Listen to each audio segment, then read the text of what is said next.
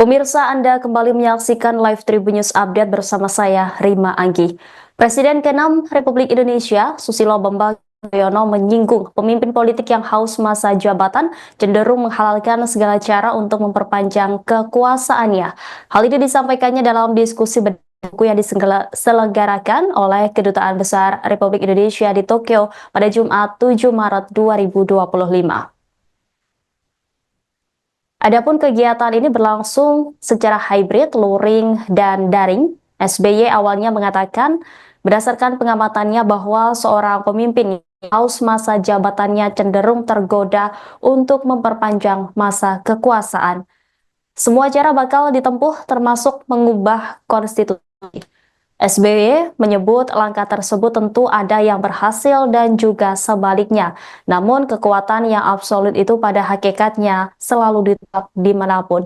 Ia mencontohkan bagaimana serangkaian protes dan pemberontakan yang terjadi di beberapa negara Arab dan Afrika Utara pada awal tahun 2010-an atau dikenal sebagai Arab Spring. Presiden dua periode ini melarang keras penyalahgunaan kekuasaan dalam bernegara. Menurutnya sudah sepatutnya hal tersebut didapat secara sah dengan mengikuti konstitusi dan demokrasi. Pun setelah kekuasaan itu digenggam, maka seharusnya dapat digunakan dengan sebaik-baiknya. Dalam kesempatan itu, SBY juga mengatakan banyak negara yang tidak punya hubungan mesra dengan warganya. Ketua Majelis Tinggi Partai Demokrat ini mengatakan hal itu bisa terjadi karena proses demokrasi yang tidak seimbang.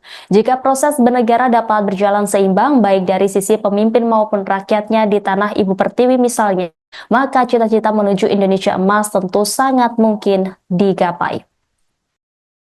Perjalanan sejarah negara manapun itu tentu beragam, unik. Sesuatu yang sebelumnya tidak terjadi, mungkin terjadi. Nah, gangguan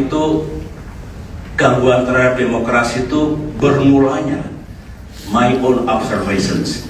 Kalau pemimpin politik itu haus kekuasaan, tergoda oleh kekuasaan, around the globe, banyak pemimpin, presiden, perdana menteri, siapapun cenderung atau tergoda memperpanjang kekuasaannya, mengubah konstitusi, menambah masa jabatan, periode atau terms. Ada yang berhasil, ada yang tidak berhasil. Tapi the essence is ingin berkuasa lebih lama lagi, ingin memiliki kekuasaan yang kuat sehingga bisa berbuat apa saja. Inilah the story of the absolute power yang pada hakikatnya rejected di mana-mana. Arab Spring tahun 2011, berguguran 4 negara.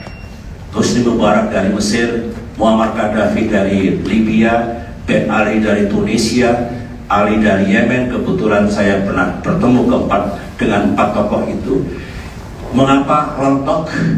Karena ada perlawanan publik, kebanyakan dari mahasiswa, dari middle class, intelektual yang kebetulan menganggur, no jobs, kemudian ekonominya buruk, tiba-tiba melihat pemimpin politiknya punya kekuasaan yang mutlak, yang absolut. Terjadilah perlawanan publik dan tidak bisa bertahan.